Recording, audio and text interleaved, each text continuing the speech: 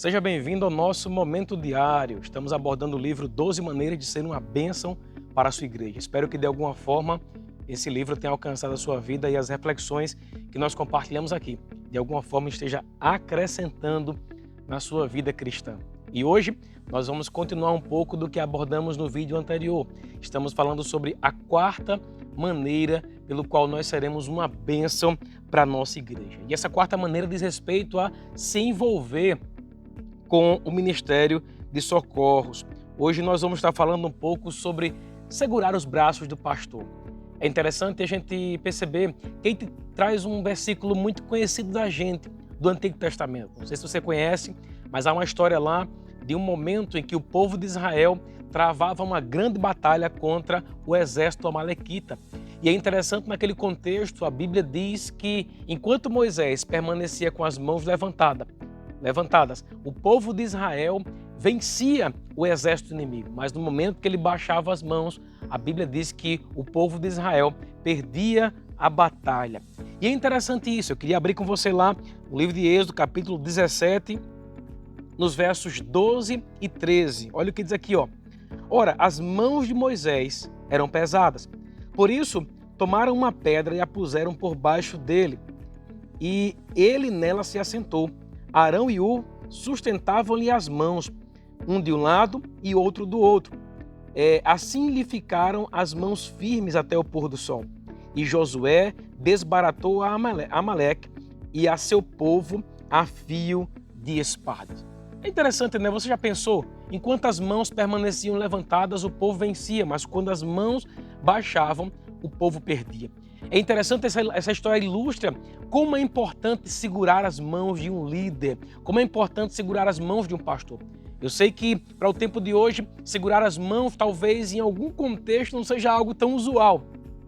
Mas aqui o que o contexto está querendo dizer e trazer para nós nessa realidade de hoje é que nós somos chamados para sustentar, não é, o ministério, sustentar, eu não vou dizer o peso, porque a palavra peso talvez seja muito pesada, não é? Mas é sustentar os fardos juntamente com os nossos com o nosso pastor. É interessante, as pessoas elas vão precisar da gente no momento e no local onde elas precisam. Eu ontem falei um pouco sobre necessidade no vídeo anterior, né? E eu falava assim, né, que a sua necessidade ela não é tão importante quanto a necessidade do todo. Eu não quero que você me entenda mal. Naquele contexto eu não falei sobre necessidades básicas, né? Eu falei sobre a necessidade do serviço. Então, quando se fala sobre o Ministério de Socorros, a gente precisa entender que a necessidade do todo prevalece sobre a necessidade particular. É interessante que, nesse contexto aqui, a Bíblia diz que Arão e Hur sustentaram as mãos de Moisés até o pôr do sol, até que a vitória fosse completa, até que se findasse aquela grande batalha que estava sendo travada. Já pensou? Já pensou em segurar a mão de um líder até o momento da plenitude se manifestar? Sabe, as pessoas elas não costumam sair de uma igreja quando a igreja está indo bem, quando as coisas estão acontecendo, quando há uma avalanche de manifestações divinas que estão se manifestando, que estão acontecendo na vida das pessoas, não é? Quando tudo está bem, ninguém quer sair, não é verdade? Agora, até que o tudo se torne pleno, até que o tudo bem se torne algo pleno, às vezes a gente percebe que vai chegar na vida de qualquer um de nós aquele momento da gente não estar tão motivado, da gente não estar, sabe, tão bem, tão querendo pegar assim na obra para fazer acontecer. Já aconteceu com você?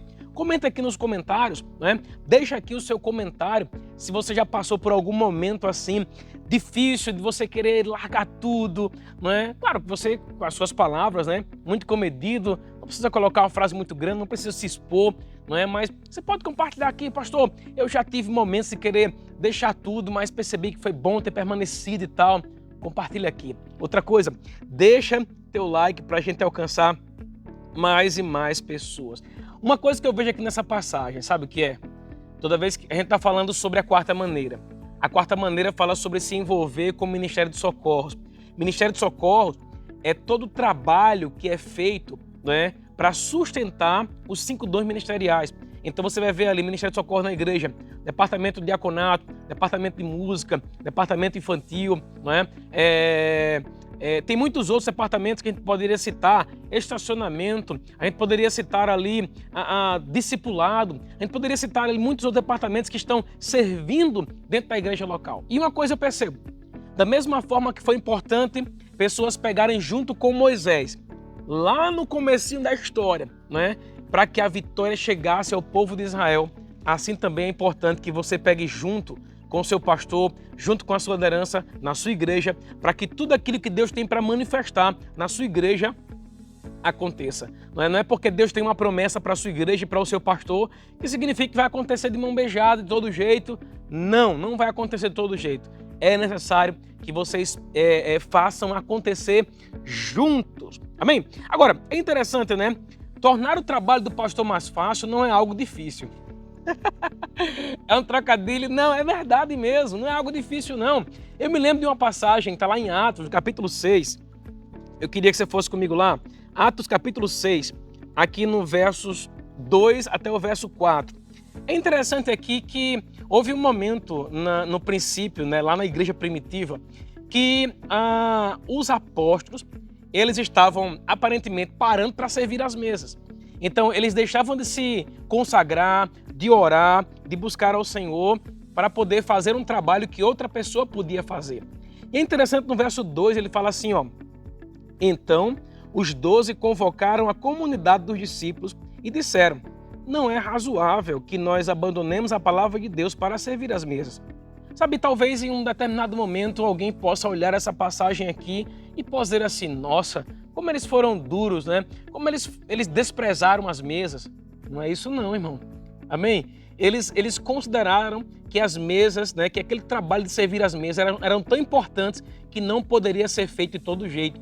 Vai ter trabalhos na sua igreja que seu pastor não vai fazer, ele vai contar com você para fazer. E não é porque não é um trabalho importante, não é por causa disso não. É simplesmente porque ele precisa encontrar uma pessoa importante como você para poder desenvolver. Amém? Aí ele fala aqui, ó, verso 3. Mas, irmãos, escolhei dentre vós 7 homens de boa reputação, cheios do espírito de sabedoria, os quais encarreguemos esse serviço. E quanto a nós, nos consagraremos à oração e ao ministério da palavra. Imagina aí, se consagrar à oração e ao ministério da palavra. Então isso quer dizer que os apóstolos, eles quiseram parar o que eles estavam fazendo, aquele trabalho natural, para se consagrar, para quê? Para pregar a palavra. Imagina você, num domingo à noite, vai para o culto da sua igreja, chega lá, seu pastor prega uma palavra e você ouve aquela palavra e vai dizer assim: rapaz, hoje o pastor não estudou, hoje ele não orou. A palavra está algo frio assim, aí você tem que fazer 2 ponderações, né? Será que é você que está frio? Aí você olhou: não sou eu que estou frio não. Segunda ponderação: rapaz, eu acho que de alguma forma o pastor pode estar cansado. Sabe, quando a gente está cansado, às vezes a unção não flui. Você gosta quando no domingo à noite teu pastor prega uma palavra que você sai de lá, sabe, querendo aquele furacão mesmo com as coisas do diabo? Já aconteceu de você chegar na igreja um domingo, uma quinta, né? No nosso caso, os cultos são domingo e quinta, né? E você ouve uma palavra do seu pastor e você, rapaz, que palavra e tal. Não é bom? Não é bom ver um pastor fluir na unção? Pois então, é muito mais difícil um pastor fluir na unção se ele estiver cansado. Não é por isso que pessoas são levantadas dentro da igreja local para sustentar essas cargas, né? E tirá-las um pouco de cima do seu pastor. Agora, é interessante aqui, para a gente ir finalizando, eu percebo aqui nesse mesmo contexto, eu vejo os apóstolos falando sobre algumas qualificações para servir no ministério. E é interessante, né? Porque esse foi o momento em que os diáconos foram levantados. E a Bíblia diz que os diáconos, olha aí, diáconos, os diáconos, eles deveriam ser homens de boa reputação, cheios de espírito e cheios de sabedoria. Você sabia que para servir na igreja é importante não servir de todo jeito? Talvez pessoas não estão servindo na igreja local ainda porque, de alguma forma, a reputação delas ainda não foi provada, não é verdade? Então, a Bíblia fala sobre homens de boa reputação, cheios do espírito e cheios de sabedoria. Não é porque você está servindo na igreja local que você deve tornar o trabalho da igreja local algo comum. Pelo contrário, se você foi escolhido por Deus e pelo seu pastor para servir na igreja, continue sendo alguém cheio do Espírito, cheio da palavra, cheio de sabedoria e principalmente também, sem querer diminuir, mas também alguém de boa reputação. Um último versículo para esse momento aqui está em 1ª Carta de Timóteo, capítulo 3, no verso 13, no verso 1. Olha o que diz aqui, ó. Fiel é esta palavra. Se alguém aspira ao episcopado, excelente obra almeja. É necessário, portanto, que o bispo, ou o diácono, ou a professora do Kids, ou o ministro de música, amém?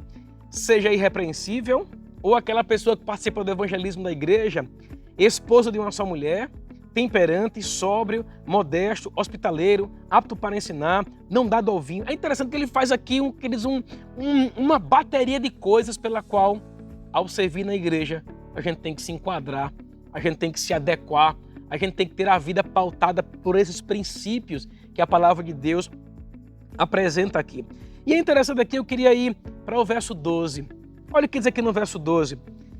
O diácono seja marido de uma só mulher, governe bem os seus próprios filhos e a própria casa, pois os que desempenham bem o diaconato alcançam para si mesmos justa preeminência e muita intrepidez na fé em Cristo Jesus. É interessante porque a gente percebe que o contexto aqui não se aplica somente a um pastor e um bispo. O contexto aqui se aplica a qualquer pessoa que de alguma forma queira servir na igreja. Então vamos lá, alguns pontos que eu vejo aqui, ó. Pessoas que são comprovadamente fiéis. Ei, você se considera alguém fiel? Um minuto de silêncio. Será?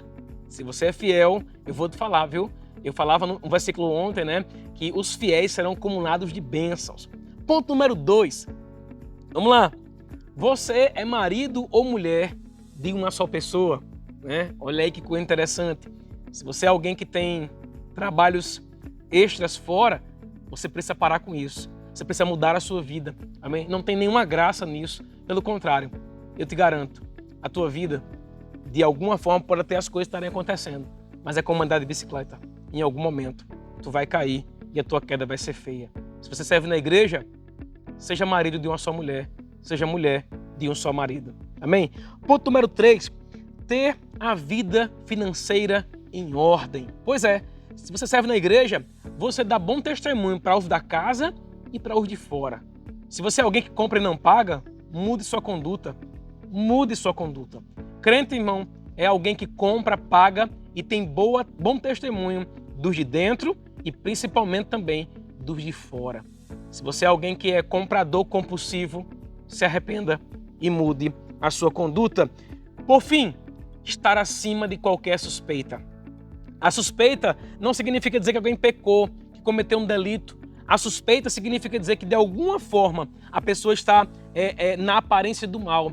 Então, se você está acima de qualquer suspeita, você é alguém que evita a aparência do mal. Você tem feito isso? Sirva na igreja, irmão, com o coração livre e pleno diante das pessoas e principalmente diante de Deus.